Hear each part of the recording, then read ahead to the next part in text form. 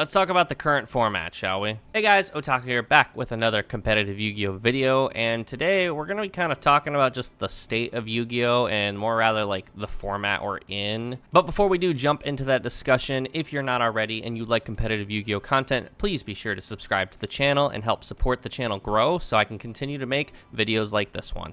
So I briefly touched upon it in the video I uploaded earlier this week of my regional that I recently went to.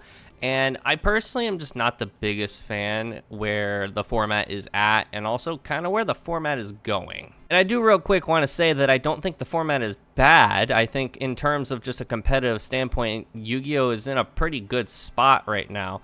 I just think that myself and I know for a fact many others are very burnt out on just Snake Eye. But all that being said, I'm also just kind of done with Tenpai already, and it's only been out for like a month. And I don't think specifically I'm sick of those decks entirely. I'm just sick of what they are kind of promoting. To have even a slight bit of a chance against Snake Eye and like even Tenpai, you either have to run 18 hand traps or you have to run a deck that can run through 18 hand traps. And like that's really where my problem is currently, is that every deck is like running a bajillion hand traps right now.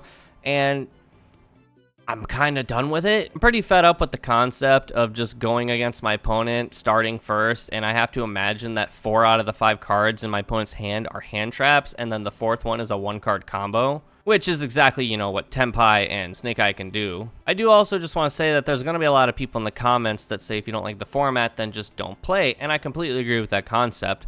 And I don't like the format, but Yu-Gi-Oh is one of my big passions, so I'm willing to excuse formats that I don't personally like to continue playing and just kind of deal with it. But in formats like this where I'm not really, you know, enjoying them, I'll usually play decks that aren't like super meta dependent.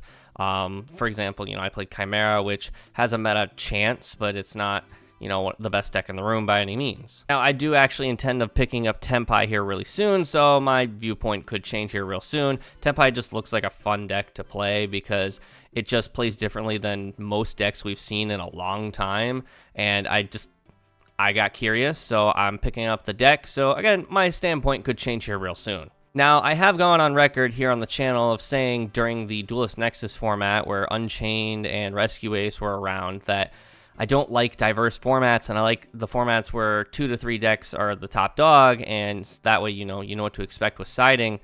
And I've come to realize as I've gotten better at Yu-Gi-Oh how much I actually don't like that.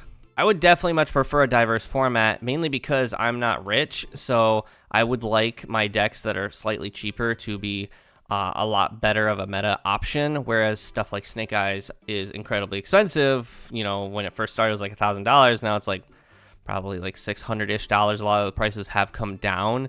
And then you got Tenpai, which is like a budget expensive deck. The most expensive cards in the deck are Trident Dragon, which will get a reprint after Worlds, which is weird, and then the Hydras, which are like $17 a piece. But other than that, the deck is primarily commons and super rares, which is also why I think so many people are gravitating towards Tenpai, because it is, compared to Snake Eye, one of the best decks in the room, and it's significantly cheaper. You technically don't even need the Trident Dragon, which is the most expensive card in the deck.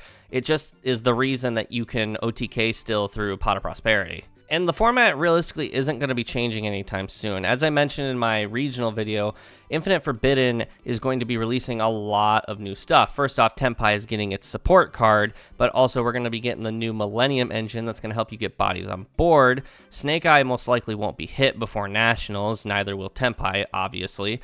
And just overall, we have the Gimmick Puppet support, which will promote FTK strategies, which no shit, it ain't gonna get hit before Nationals or Worlds. And that's another reason I'm not a big fan of the current format. In the past, decks like Unchained, where they were the best deck in the format, had older support that could get hit to kind of tame the deck more. Whereas Snake Eyes and Tenpai, the reason Snake Eye and Tenpai is so good is because the cards that are in the archetype, they're all so very new. We can't hit them and butcher the deck before the support comes out. Now that being said, I do imagine after Worlds, the first ban list we get after Worlds, Snake Eye will probably get butchered and Tenpai might get a slap on the wrist. But also by then, we'll have plenty of other strategies from plenty of other sets to most likely make Snake Eye a little more insignificant by then. But just the fact that we're going to have to deal with Snake Eye and even Tenpai and plenty of other decks for a long while now is because the cards are just so very new. There's no old cards that are making these decks incredibly powerful other than like Borreload, Savage Dragon, and Baron, but we already slapped that on the wrist. But the in-archetype cards were all released within the last 365 days. And obviously, from a business standpoint, Konami's not going to butcher a deck before they finish releasing the cards for that deck. And also, they're not going to butcher a deck where it's brand new from the most recent set, being, Tenpai. They're not going to butcher Tenpai because Legacy of Destruction just came out. They're not going to ruin sales for Legacy just so that way the competitive player base will be happy. And I don't want this video to be coming off as me complaining. Like I said, Yu-Gi-Oh! Is still my biggest passion. I'm still having fun playing the game.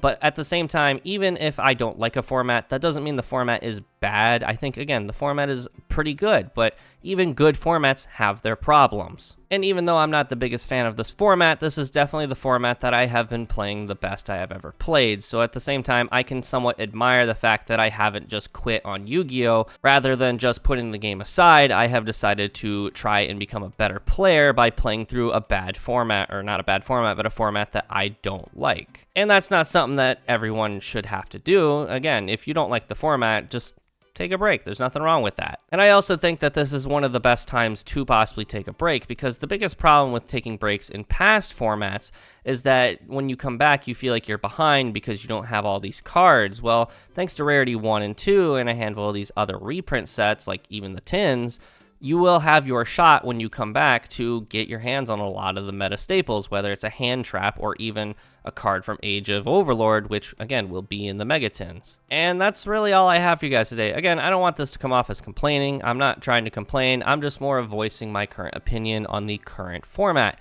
But I do want to hear y'all's opinion down in the comment section below, so don't forget to leave a like and also subscribe if you're not already and you like competitive Yu-Gi-Oh! Content. But with that, I'll see you all in the next video.